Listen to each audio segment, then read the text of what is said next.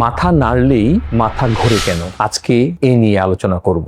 অনেকেই আছে শুয়ে আছেন, হঠাৎ করে মাথা ঘোরালেন, মাথা বন বন করে ঘুরে উঠলো, অথবা আপনি উপরের দিকে তাকিয়ে আকাশ দেখছেন, মাথা ঘুরে উঠলো, অথবা আপনি মাটির দিকে ঝুঁকে কোনো জিনিস তুলছেন, মাথা ঘুরে উঠলো। আসলে কি এটি কোনো স্বাভাবিক ঘটনা, নাকি এটি মস্তিষ্কের কোনো রোগের ইঙ্গিত? এখন এই সমস্যাগুলো বারবার ঘটতে থাকে, তাহলে কিন্তু সেটা গুরুত্ব সহকারে নিতে হবে। এটি কেন হয়? সাধারণত এটি আমাদের অন্তঃকর্ণের মধ্যে কতগুলো ক্যালসিয়াম কার্বোনেটের ক্রিস্টাল থাকে, খুব ছোট ছোট ক্রিস্টাল। এগুলি কোনো কারণে যদি সেখান থেকে ডিসপ্লেসড হয়ে যেয়ে অন্তঃকর্ণের সেমি সার্কুলার ক্যানেলের তরলের মধ্যে চলে আসে, তাহলেই এটি ঘটে থাকে। এই মাথা ঘোরানোটাকে, মাথা নাড়লেই যে মাথা ঘুরে, তাকে আমরা বলি বেনাইন পজিশনাল ভার্টাইগো, অথবা অনেক সময় বলা হয় এটাকে বেনাইন প্যারক্সিসমাল পজিশনাল ভার্টাইগো। কিন্তু অন্যান্য কারণেও এভাবে মাথা ঘুরতে পারে। যেমন কারো যদি রক্তচাপের তারতম্য ঘটে,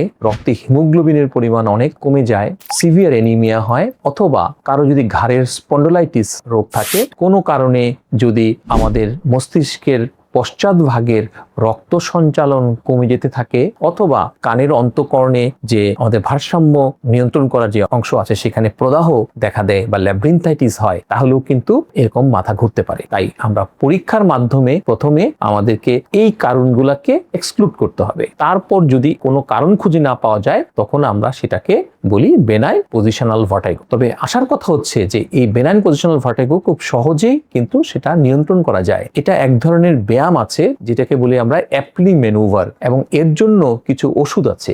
এই অ্যাপ্লি ম্যানুভার ব্যায়াম এবং কিছু মেডিসিনের মাধ্যমে কিন্তু এই মাথা নাড়ালেই মাথা ঘোরানোর সমস্যা বা বেনাইন পজিশনাল ভার্টাইগোকে নিয়ন্ত্রণ করা সম্ভব। ধন্যবাদ সবাইকে।